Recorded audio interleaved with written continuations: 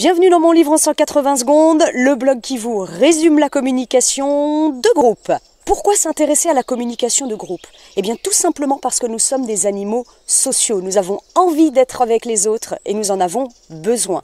Ce sont donc des situations d'interaction quotidiennes que nous rencontrons, que ce soit en famille, dans les loisirs, au travail et j'en passe. Est-ce que être avec un groupe est une compétence que nous avons acquise à la naissance? Eh bien non, c'est une compétence à la fois sociale et communicative qui s'apprend et c'est l'objectif de mon livre en 180 secondes de vous y aider. Alors le livre du jour est... Non, j'ose pas. Allez, si, vas-y. Bon, d'accord, ok.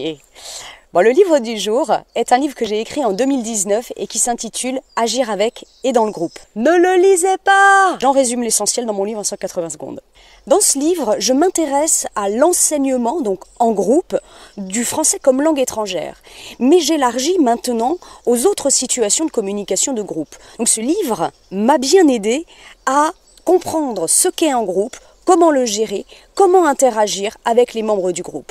L'intérêt d'étudier ce qu'est un groupe est qu'on en comprend les fondamentaux et les dynamiques de base. On en a une vision globale qui fait qu'ensuite on est mieux à même d'agir, d'interagir et de réagir à tout ce qui circule et tout ce qui se passe, verbal ou non verbal, en situation collective.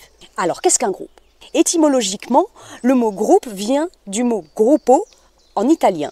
On pense tout de suite à une grappe de personnes qui sont réunies, mais pas réunies pour rien. Elles sont réunies, et c'est ce qui définit un groupe, pour atteindre un but commun. 5 catégories de groupes existent. Il y a la foule, il y a la bande, il y a le groupement, il y a le groupe primaire et le groupe secondaire.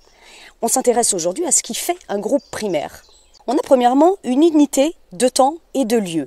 Les participants se retrouvent au même endroit et en même temps dans un même lieu. Cet objectif pour lequel on est ensemble en groupe est initialement individuel. C'est un projet à la base individuel, comme apprendre par exemple le judo, mais qui trouve sa réalisation au sein d'un collectif et grâce à ce collectif. Dans un groupe primaire, le sentiment d'appartenance à ce groupe est très fort. Et par ailleurs, il se dessine des frontières assez nettes entre le groupe et ceux qui ne font pas partie du groupe. Donc une distinction très nette qui est le résultat aussi de ce sentiment d'appartenance. Les relations entre les membres du groupe sont très riches et très fréquentes. Ils se parlent beaucoup, ils interagissent beaucoup et ils ont besoin de cette interaction pour arriver à atteindre leur but. Le groupe primaire fonctionne parce qu'il y a une organisation très structurée et des rôles correspondant à chacun. On a généralement le rôle du modérateur, le rôle du leader, le rôle rempli par chacun des membres et ces rôles peuvent tourner selon les besoins du moment. J'ai le projet de détailler dans des prochains articles vidéo les caractéristiques psychosociales des autres types de groupes